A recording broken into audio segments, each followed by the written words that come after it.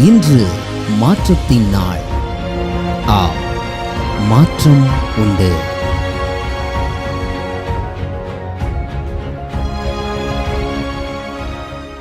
ஆண்டவராகிய இயேசுவின் நாமத்தினாலே மாற்றம் உண்டு என்கிற இந்த அடுத்த தியானத்தின் மூலமாக உங்களை சந்திக்கிறது எனக்கு மிகுந்த சந்தோஷம். ஆண்டவரும் இரட்சகருமாக இயேசுவின் நாமத்தில் உங்களை வாழ்த்துகிறேன். சுகமாக இருக்கீங்களா? ஆண்டவருடைய நாமம் மகிமைப்படுவதாக. உங்களுக்காக ஜெபிக்கிறேன், நீங்களும் தொடர்ந்து ஜெபிங்க. ஆண்டவருடைய நாமம் மகிமைப்படட்டும்.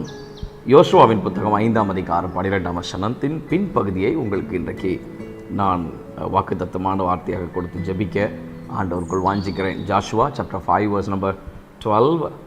அவர்கள் கானான் தேசத்து பலனை அந்த வருஷத்திலே தானே புசித்தார்கள். But they ate of the fruit of the land of Canaan that year. அந்த வருஷத்திலே தானே, கானான் தேசத்தின் பலனை அந்த வருஷத்திலே தானே அவர்கள் புசித்தார்கள் என்று வேதத்தில் வாசிக்கிறோம்.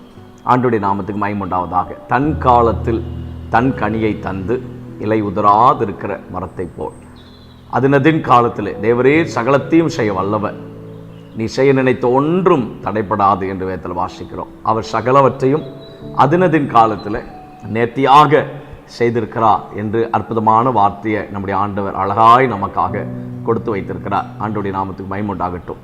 இந்த கானான் எண்ணற்ற ஆசீர்வாதங்கள் நன்மைகளை உள்ளடக்கியது. தேவன் தம்முடைய பிள்ளைகளுக்கு வாக்கு பண்ணின தேசம், அப்படிதானா? அந்த வாக்கு பண்ணின தேசத்தில் கர்த்தர் கொடுத்த ஆசீர்வாதங்களில் விசேஷமான ஒரு ஆசீர்வாதம் வார்க்கோதுமை. உபாகமம் 8ஆம் அதிகாரம் 8ஆம் வசனத்தில் நம்ம வாசித்து பார்ப்போம் என்று சொன்னால், வார்க்கோதுமையின் பலனினாலே ஆண்டவர் தம்முடைய பிள்ளைகளை கர்த்தர் திருப்தியாக்குகிறார்.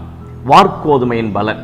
இந்த வார்க்கோதுமை எதற்காக அளவில்லாமல் எண்ணற்ற விதங்களில் இவர்களுக்கு அளிக்கப்பட்டது என்று சொன்னால், அங்கே யுத்தத்திற்கு ஆயத்தமாக்கப்பட்ட குதிரைகள் அங்கே அதிகமாக இருந்தது என்று வேதத்தில் வாசிக்கிறோம். யுத்தத்திற்கு ஆயத்தமாக்கப்பட்ட குதிரைகள். ஆமீன், ஸ்தோத்திரம். இந்த ஆவிக்குரிய யுத்தத்தில், ஆவிக்குரிய ஜீவியத்தில், நம்முடைய வாழ்க்கையில் எப்போதும் எல்லா சூழ்நிலைகளிலேயும் தேவனுக்காக வைராக்கியமாய் நிற்கக்கூடிய யுத்தத்திற்கு ஆயத்தமாக்கப்பட்ட குதிரைகளாக தேவன் நம்மை மாற்றுவாராக. ஆமென். அவர் தம்முடைய வார்க்கோதுமையின் பலத்தினாலே, ஆவிக்குரிய பலத்தினாலே நமக்கு கொடுக்கிற எல்லா பலனையும் ஆமென் ஸ்தோத்திரம் கர்த்தருக்காக செலவு பண்ணப்படத்தக்கதாக ஆண்டவர் நமக்கு கிருபை தரட்டும் என்று இயேசுவின் நாமத்தில் உங்களுக்காக ஜெபிக்கிறேன். ஆனால் நீதிமொழிகள் 21:31 பரிசுத்த ஆவியானவர் பதிவு செய்யும் போது எழுதி வைக்கிறார், ஜெயமோ கர்த்தரால் வரும், குதிரை யுத்த நாளுக்கு ஆயத்தமாக்கப்படும். குதிரை யுத்த நாளுக்கு ஆயத்தமாக்கப்படும், ஆனால் ஜெயத்தை கொடுக்கிற ஆண்டவர் நம்முடைய ஆண்டவர்.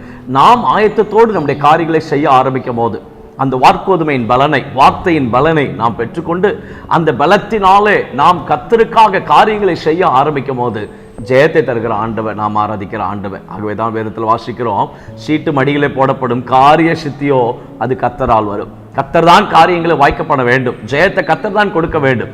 தரியவின் ராஜ்யபார காலத்திலும் பெர்ஷேனாகிய கோரேஷுடைய ராஜ்யபார காலத்திலேயும் தானியேலின் காரியத்தை ஜெயமாய் மாற்றினது கர்த்தர். சூழ்நிலைகள் மாறலாம், காரியங்கள் மாறலாம். நீங்களும் நானும் செய்ய வேண்டியது என்னன்னா, காரியங்களை செய்ய ஆரம்பிங்க. நீங்கள் யுத்தத்திற்கு ஆயத்தமாக்கப்பட்ட குதிரைகள். ஆமென். ஆண்டவருடைய நாமத்துக்கு மகிமை உண்டாவதாக. யோபின் புஸ்தகம் வாசிக்கிற 39ஆம் அதிகாரத்தில் ரொம்ப அழகாய் பரிசுத்த ஆவியானவர் பதிவு செய்து வைக்கிறார். ஆச்சரியமான வேத வசனங்களை பதிவு செய்து வைக்கிறார். 19 25 வசனங்களை யுத்தத்திற்கு ஆயத்தமாக்கப்பட்ட குதிரையினுடைய குவாலிட்டி என்ன என்பதை அதில் ஆண்டவர் பதிவு செய்து வைக்கிறார். நீங்கள் யுத்தத்திற்கு ஆயத்தமாக்கப்பட்ட குதிரைகள், காரியங்களை செய்ய ஆரம்பியுங்கள்.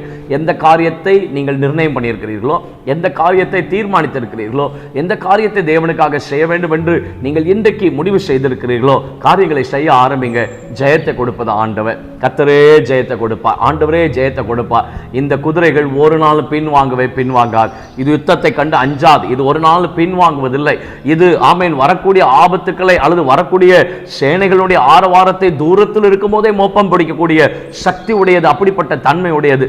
உங்களையும் என்னையும் கர்த்தர் அப்படித்தான் அழைத்திருக்கிறார். ஒரு நாளும் பின்வாங்காதிருங்கள். ஒரு நாளும் எந்த சூழ்நிலை பார்த்து கலங்காதிருங்கள். எந்த சூழ்நிலையிலையும் நீங்கள் பின்வாங்க வேண்டிய அவசியம் இல்லை, கலங்க வேண்டிய அவசியம் இல்லை. ஆமென். ஆபத்துக்கள் வரும்போது அதை முன்கூட்டியே அறிந்து கொண்டு கர்த்தரினோடு இருக்கிறார், கர்த்தரின் சார்பில் இருக்கிறார், ஆண்டவரின் பட்சத்தில் இருக்கிறார், ஆண்டவரின் காரியமாய் அவர் செயல்படுவார் என்று அறிக்கை பண்ண ஆரம்பிங்கள். நீங்கள் யுத்த குதிரைகள். ஜெயத்தை கொடுப்பது கர்த்தர். உங்களை வார்க்கோதுமையின் பலத்தினாலே அன்றைய வருஷத்தில் வேதம் சொல்கிறது, கானான் தேசத்தின் பலனை அந்த வருஷத்தில், இந்த வருஷத்தின் நிறைவுக்குள்ளதாக தேவன் நீங்கள் பெற்று அனுபவிப்பதற்கு ஆண்டவர் உங்களுக்கு அனுக்கிரகம் செய்வாராக. ஆயத்தமாகுங்கள், யுத்த குதிரைகளாய் நில்லுங்கள். தேவன் ஜெயம் தருகிற ஆண்டவர் உங்கள் தோல்விகள் எல்லாவற்றையும் இந்த நாட்களில் கர்த்தர் ஜெயமாய் மாற்றுவாராக. ராஜா, இயேசுவின் நாமத்தில் உம்முடைய பிள்ளைகளுக்காக ஜெபிக்கிறோம். ஆமென். இதை பார்த்து கொண்டிருக்கிற ஒவ்வொரு பிள்ளைகளையும் நீர் யுத்த குதிரைகளை வைத்திருக்கிறீர். யுத்தத்திற்கு ஆயத்தமாக்கப்பட்ட அந்த குதிரைகளை தேவனுடைய வார்த்தையை கொண்டு பக்குவப்படுத்தி வைத்திருக்கிறீர். நாங்கள் ஆயத்தமாய் செயல்பட ஆரம்பிக்கும் போது ஜெயத்தை கொடுக்கிற ஆண்டவர் நீர். ஜெயம் கர்த்தரால் வரும் என்று வேதத்தில் வாசிக்கிறோம். ஒரு நாளும் பின்வாங்காம, ஒரு நாளும் கலங்காம, ஒரு நாளும் சோர்ந்து போகாம காரியங்களில் ஜெயத்தை மாத்திரம் பிள்ளைகள் காணும்படியா எங்கள் பிள்ளைகளுக்கு நீர் அனுக்கிரகம் செய்யும்படியா ஜெபிக்கிறோம். ஆச்சரியமான தேவ கிருபை தங்கி இருக்கட்டும். துதிகன மகிமை யாவற்றையும் உமக்கு செலுத்துகிறோம். இயேசுவின் நாமத்தில் ஜெபிக்கிறோம் நல்ல பிதாவே, ஆமென். May God bless you. ஆண்டவர் உங்களோடு கூட இருந்து உங்களை ஆச்சரியமாக நடத்துவார். தைரியமாக இருங்க, பின்வாங்காதிருங்கள். ஆமென்.